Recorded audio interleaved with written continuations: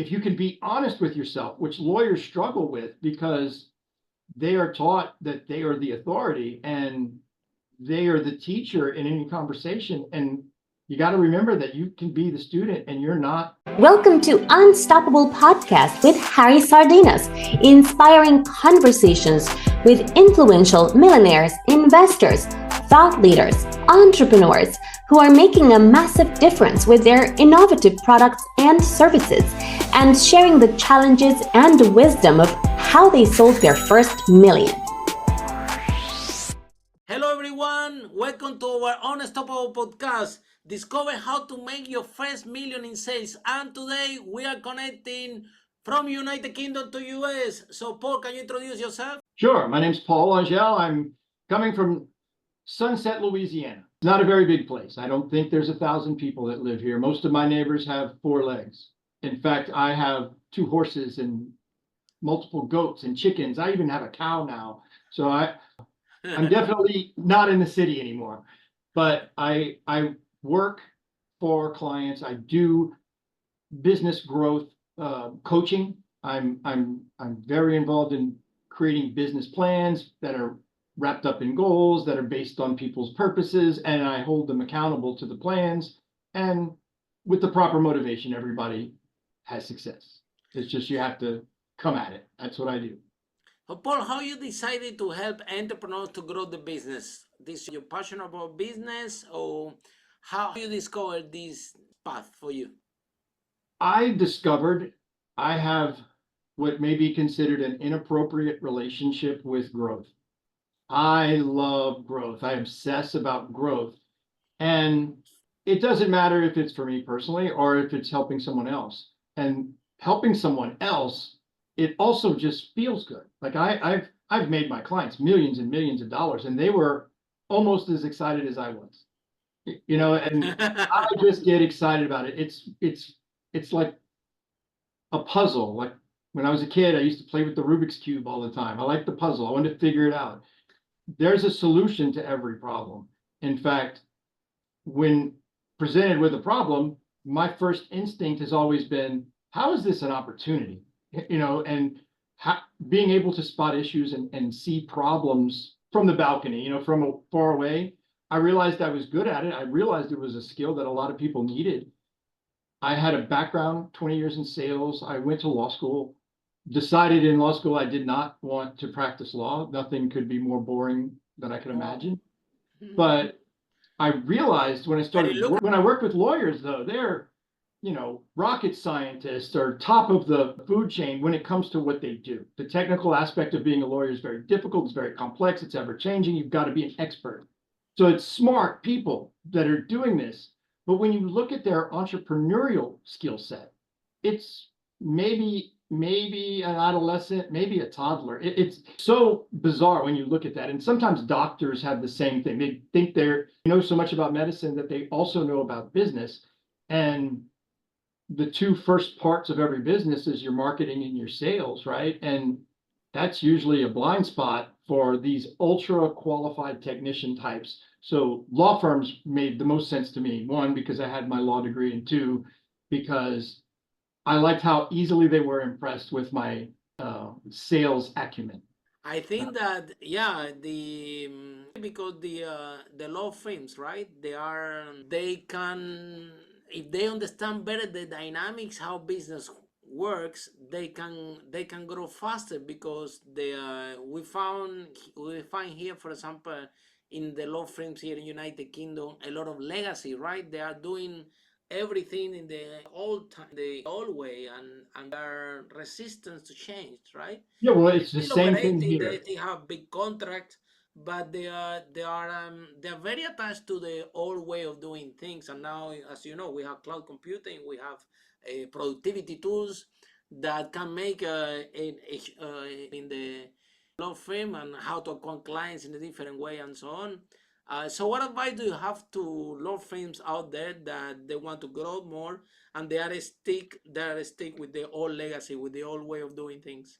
Well, I tell you something that's happening here in the United States. I wish I could tell you more authoritatively in the United Kingdom, but I can't. I'm just guessing. But in the United States, if you want to own a law firm, you must be a lawyer. You cannot be like a hedge fund or an equity company or an LLC or a corporation. You have to be a lawyer. Now, you can be of lawyers, but you've got to be a lawyer to own one. Well, that is changing. And there's a couple of states now that let non-lawyers own law firms. You're 100% right. Great question. The law firms are stuck in the old way of doing business, in the way that what was considered proper in being a lawyer was you do good work, and that good work, the clients will come to you. Yeah, And Paul, like you you will, sharing, yeah, like you shared, by law, can have a law firm business, but they are lawyers, they are no entrepreneurs. exactly. But the states That's where they're doing this and they're allowing this right now, these people are coming in with an investment, with a marketing campaign that's well funded. They're know-how, coming, they are running it like a business, and their expectation is to be profitable right away, not eventually get there, trust the process. No, this is how we impact sales. This is how we impact marketing. This is our hiring plan. This is the ROIs we need. These are the KPIs we need. All of those things, which if you have an MBA or you're an entrepreneur and you worked in business, it's common knowledge, but they don't teach those things in law school at all. So the average law firm growth is under 5% a year. Wow. And law firms who work with a business coach of some kind, even if it's just a personal coach or an accountability partner, they see growth 2, 3, 4, even 10 times more than what the average is.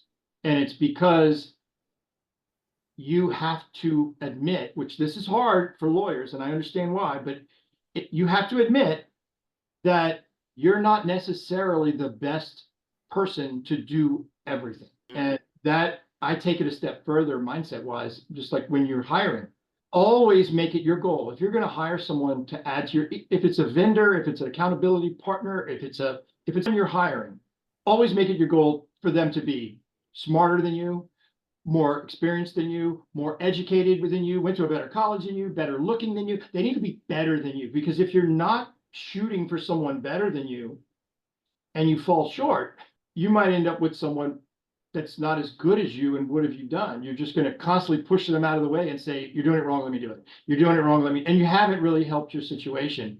And I see in law firms, they're looking for someone who's worse than them in every measurable, because they think that's cheaper.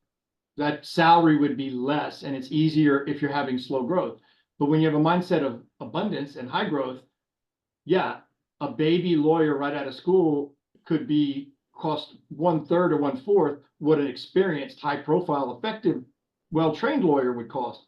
But if you know anything about business, you have an ROI with every employee. You should get, if you've got a timekeeper or a biller or someone that produces revenue with a service, if they bring in $1, if they cost you $1, they need to bring in 3. And if you stay on that and you make sure that you're managing your firm like a business owner, like someone with an MBA or an advanced business degree would do, well, what do you want then? Because if you bring in someone that you got to pay, say, $80,000 a year to, well, if everything's perfect, they're going to bring in less than 250,000, which means you make 150, you make whatever's left. But if you bring in someone that costs 250,000 and you're managing them, they're going to bring in 750,000. And if you understand that math, which one do you want? Do you want the 80,000 that brings you 240, or do you want the 250 that brings you 750? And that's the I have to go through. And I don't just work with law firms. It's just where I kind of niche out, and I'm the most comfortable. Because you're a lawyer. You're studying. All of my examples work perfectly with lawyers, but they work with any type of business. Any type of business is going to need marketing. It's going to need sales. It's going to need people. It's going to need a place. You need policy, systems, procedures. You've got to have financial metrics. You got to make sure your revenues exceed your expenses, and you're on top of that. And you need to have some strategic leadership. And it doesn't matter if you're baking pies or, getting people out of jail. All of those things are true. Yeah, I used to hear we Toastmaster in the University of Law here in United Kingdom, because the only thing that they don't teach in the law school is public speaking, right? So I had this workshop, speakers and leaders, and the first time we run it, a lot of lawyers show up, and I'm like, what all these lawyers are doing here? And with that name, speakers and leaders, so training how to speak, how to communicate effectively. Sure. And it's a skill set. They all show up, and like you said, there are things that they are not taught in the law school they actually need. Now, let's face it, every law firm out there, because they are lawyers, they are no entrepreneur, they're growing, like you said, slowly 5%, is because what they do a very good job, and they got a referral for the good job, and this is how they grow. But this is only one of the, I don't know, hundreds way of actually to market a practice and to bring clients, right? So they are because of the, I think, lack of knowledge or expertise, or maybe lack of mindset that they haven't realized yet that they running a law firm, yeah. And Well, it's a mindset and a skill set. business, right? Because I worked in sales, I knew how, and I managed sales, did sales training, and I was really good at picking out people that I thought had a high likelihood of successful as a salesperson. And it wasn't necessarily how educated they were. It was their way to quickly make connections. It was their inquisitive nature. It was things like that. Well, that's not important, because with a law firm, you need to make sure everything's correct. It's like being a surgeon. You're not winging it.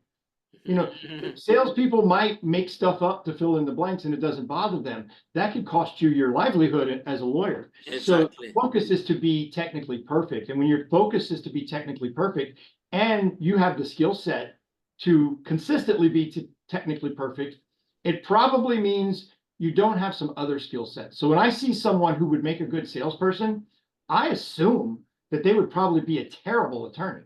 Conversely, when I meet someone who is a great attorney, I assume that they would be a terrible salesperson. Yes, And there's exceptions, but it's pretty much a rule. Like when I went to school, most of the brilliant, smart kids were terrible at sports. And all of the people who were brilliant at sports needed to make friends with the smart kids just so they could pass. You know, it's like if you're strong in one area, you might be weak in another. And if you can be honest with yourself, which lawyers struggle with because they are taught that they are the authority and they are the teacher in any conversation. And you got to remember that you can be the student and you're not.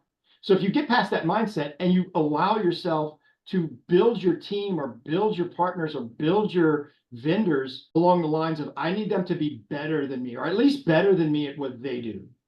I don't want to be better at marketing than the person I would hire to do my marketing. of course, yeah. That's what I'm going to constantly, I'm never going to stop sticking my nose in marketing then. I need a trust. And the only way to trust is when you see that their competencies match or exceed yours. And that's what's so bad about turning your small law firm into a baby lawyer training academy. You don't have time for that. You don't make money training people. Let someone else train your people. It's much cheaper in the long run to hire experienced, quality employees. And it's not just lawyers. It's true for doctors. It's true for receptionists. It's true for paralegals and secretaries. It's true for staff in a gymnasium. Hire people better. You're not saving money by hiring people that don't know what they're doing. In fact, you're really slowing down your growth. So if you want to take 20 years to make $1 million, it's not as urgent. But if you want to make $1 million this year and it's about to be July, well, you've got to be ready to make bold decisions. And growth is expensive. If you want to make $1 million in 6 months, it's going to cost you about $1 million. But it's not a bad investment because you're now $1 million business. And next year, it's not going to cost you $1 million to get there. But most people don't have $1 million to invest. So they got to do it sustainably. And you do it one hire and one relationship at a time. Follow us for more interviews with world's most influential, audacious entrepreneurs that overcame challenges and adversity, providing you with the blueprint of how they sold their first million so you can grow your business exponentially.